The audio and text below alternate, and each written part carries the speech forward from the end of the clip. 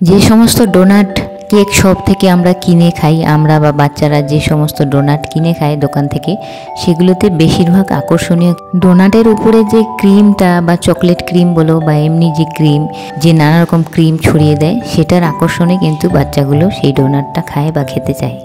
কিন্তু ভিতরটা তো তোমরা জানোই ময়দায় ভর্তি, মনে হবে একটা রুটি খাচ্ছি, পাউরুটি খাচ্ছি। আর ক্রিমটা ওটা তো একদম মানে বাচ্চাদের পক্ষে তো হেলদি একদমই নয়। তো ঘরেই আমরা কিভাবে হেলদি এবং টেস্টি ডোনাট বানিয়ে নিতে পারি সেই রেসিপিটাই এখন আমরা দেখব। এখানে আমি আলু কয়েকটা বয়েল করে নিচ্ছি, আর এখানে নিয়েছি চিলি ফ্লেক্স, গোটা জিরে অল্প কয়েকটা, কারি পাতা কয়েকটা নিয়েছি, লবণ নিয়েছি, আর নিয়েছি আমি সাদা তেল। আলুটা তোমরা চাইলে কিন্তু বয়েল না করে কিন্তু গ্রেট করেও দিতে পারো, সেইভাবে দিলেও কিন্তু হবে। একটা কড়াইয়ে আমি অল্প পরিমাণ তেল দিয়েছি, তারপর এখানে আমি সব ওই যে কারি পাতা, গোটা জিরে, সাদা তিল, লবণ এই সব কিছু একবারে এই কড়াইয়ের মধ্যে দিয়ে দেবো। তারপর এটাকে 10 সেকেন্ডের মতো ভেজে নেব কারি পাতার কাঁচা গন্ধটা চলে যাওয়ার জন্য। তারপর এর মধ্যে সেই সেদ্ধ আলুটা যে আমি ম্যাশ করে রেখেছি সেটাকে আমি এখানে দিয়ে দেবো, দিয়ে এটাকে একটু ভেজে নেব, হালকা করে ভেজে নেব।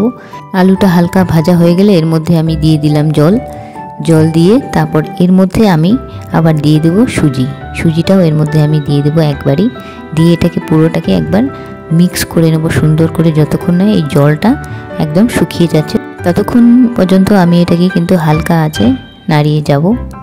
আমি যে জলটা দিলাম সেটা পুরোটাই শুকিয়ে গেল, আর সুজিটাও সিদ্ধ হয়ে গেল, আর এরকম শুকনো শুকনো হয়ে গেছে। এটাকে এখন আমি রেখে দেবো কিছুক্ষণের জন্য ঠান্ডা হতে। যখন এটা ঠান্ডা হয়ে যাবে তখন আমি হাতে একটু হালকা তেল লাগিয়ে এগুলোকে প্রত্যেকটাকে এইভাবে ডোনাটের শেপ দিয়ে নিয়ে নেব।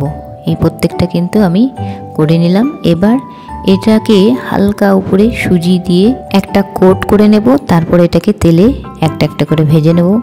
সুজির কোট বলতে শুধু এই ডোনাটটাকে হালকা হালকা সুজির উপরে একবার লাগিয়ে নিলেই হয়ে যাবে। আর এটা করার কারণ হচ্ছে যখন আমরা এটাকে ভাজবো সেটা একটু শক্ত আর কুরকুরে হবে।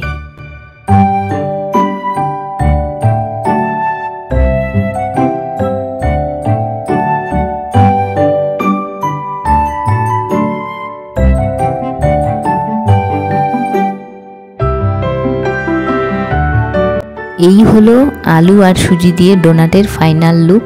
আর কত কম সময়ে কি সুন্দরভাবে বানিয়ে নেওয়া গেল। আমি প্রথমবার বানালাম আর প্রথমবারই সাকসেস, সেই জন্য ভাল লাগছে, খুশি লাগছে। হেলদি এবং টেস্টি এই ডোনাটটা কিন্তু তোমরাও বাড়িতে বানিয়ে নিতে পারো, বাচ্চা বড় সবার খেতে ভাল লাগবে। এটা সকালে টিফিনে খেতে পারো কিংবা বিকেলে নাস্তায় খেতে পারো, যে কোনো সস দিয়ে খেতে পারো, green chili sauce, red chili sauce বা এমনি টমেটো কেচাপ কিংবা সেজওয়ান সস, যে কোনো সস দিয়ে এটা ভালো লাগবে। তোমরা একটু ঝাল ঝাল মতো খেতে চাইলে এর মধ্যে কিন্তু কাঁচা লঙ্কাও কেটে দিতে পারো কুচি কুচি করে।